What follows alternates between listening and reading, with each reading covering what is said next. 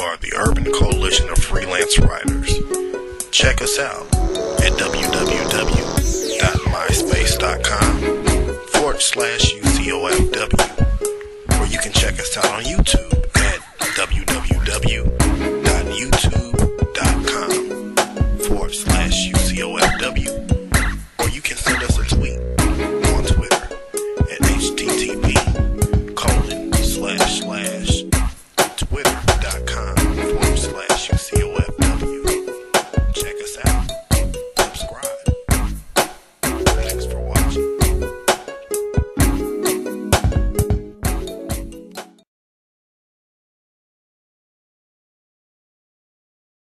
Now let me ask you this question real quick. And by the way, before I ask this question, I want to remind you guys, this is a supplementary interview that that springs off of our article that we do have posted. How to interact with police officers in the line of duty. You guys really need to check that out.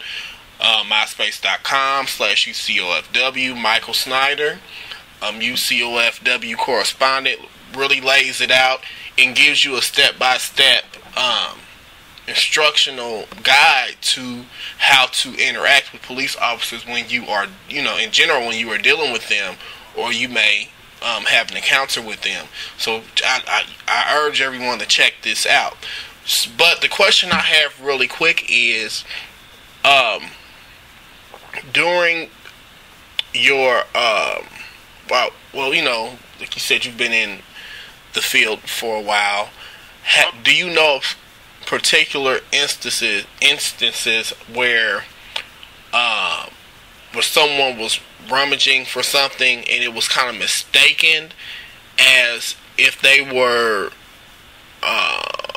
reaching for a gun or a weapon? Or yes, absolutely. I've heard of a couple of those scenarios. For example, we do have perfectly legal scenarios where people are allowed to carry weapons in the state of Indiana, gun permits. Some reason a lot of people like to throw these in their console or in their glove compartment. Well, you may not be thinking about it at the time, but if your gun is in the glove compartment, and that's where a lot of people keep the registration to their vehicle, they flip that glove box open, they go reaching in there, and officers like, oh, hey, wait a minute now. Somebody could be staring down the end of a gun. Mm-hmm. And, that, if you realize you have one in there, or you have one in the vehicle, hopefully, number one, this is where my legal disclaimer comes in, is if you have a permit and you are lawfully allowed to carry the gun, not a big deal. Tell the officer, my registration's in the glove box, but that's also where I keep my handgun. I do have a permit for it, but it's in the glove box. Mm-hmm. And he'll work with you on that. He will appreciate the fact that you've told him.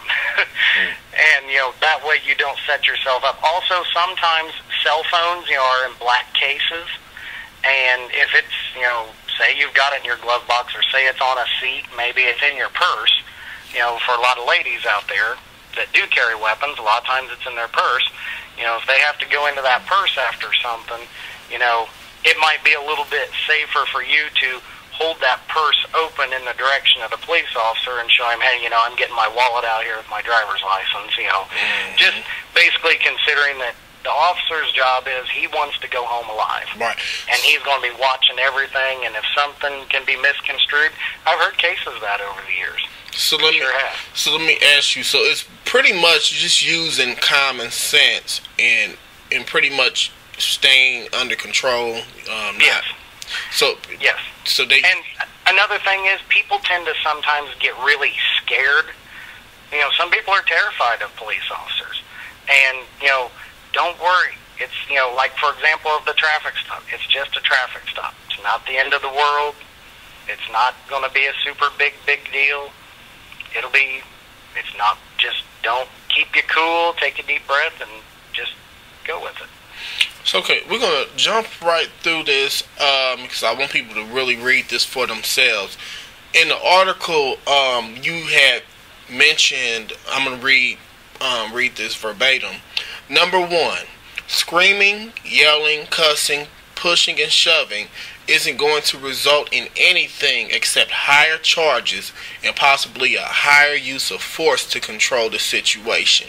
Now, how important is it for people to keep this in mind? Because like you said, and like we've seen in recent situations, people do not think rationally.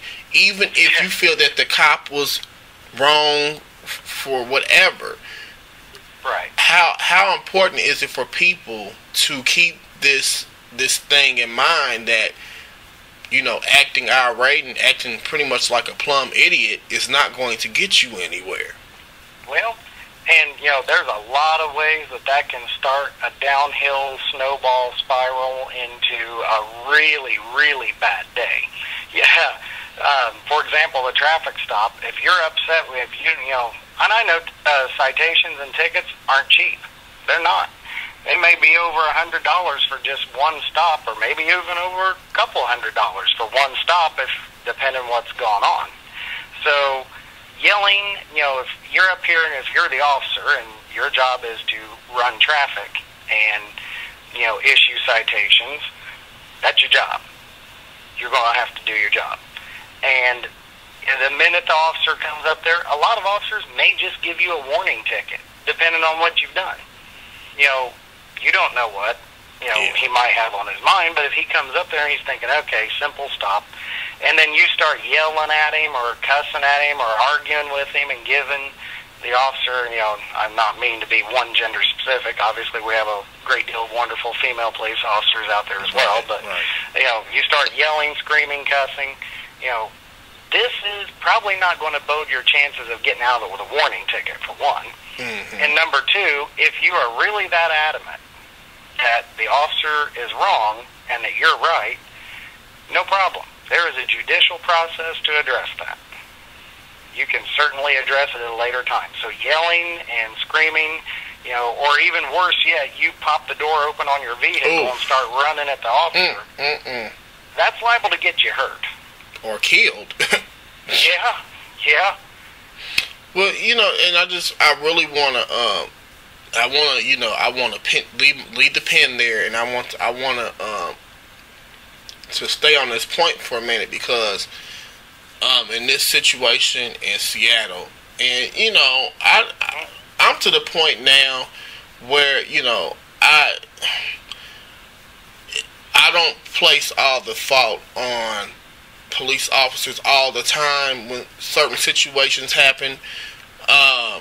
I do feel, and I'm sorry for saying this, I just felt like the situation that happened in Indianapolis, it was just uncalled for. It shouldn't have happened. And it was just something that was just ridiculous, and it just left a bad taste in the community's mouth when dealing with police officers, you know, where it's already a strained relationship. Now community relations between the community in general and cops, it's gone.